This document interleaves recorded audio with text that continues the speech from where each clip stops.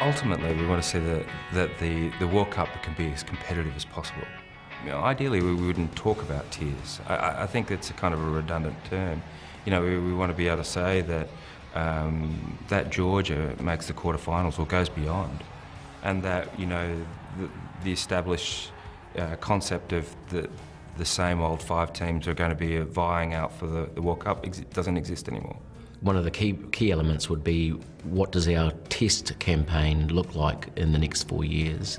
What kind of tests are Tier 2 nations going to get? How do we strengthen within our own ranks our ability to play and be more competitive with Tier 1 nations? Because ideally, that's what everybody wants. I mean, our target for our investment programme is that we get a Tier 2 union to the quarterfinals of Rugby World Cup.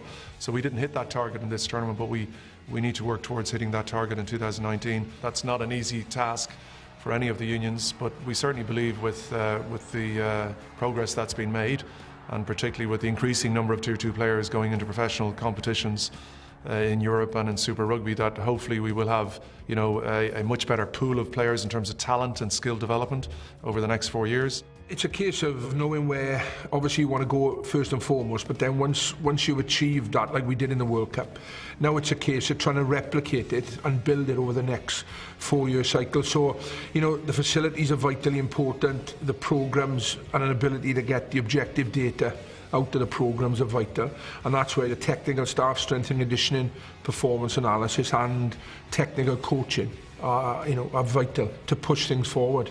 I think the 2019 is going to be very exciting for those Tier 2 teams, and absolutely, I think that it's just going to be a heck of a lot more competitive, and you're going to see, just not 1 or 2 upsets in the next World Cup. I think you might see 3 or 4, that's for sure.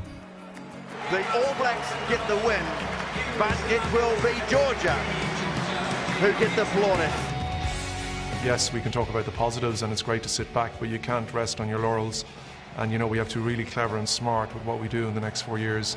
We have a good pot of money. We've £10 million a year that we're continuing to invest, but that's been spread across nearly 14, 15 countries. So we want to really focus with this group of 10 unions and see what we need to do better and learn from each other in the next 4 years.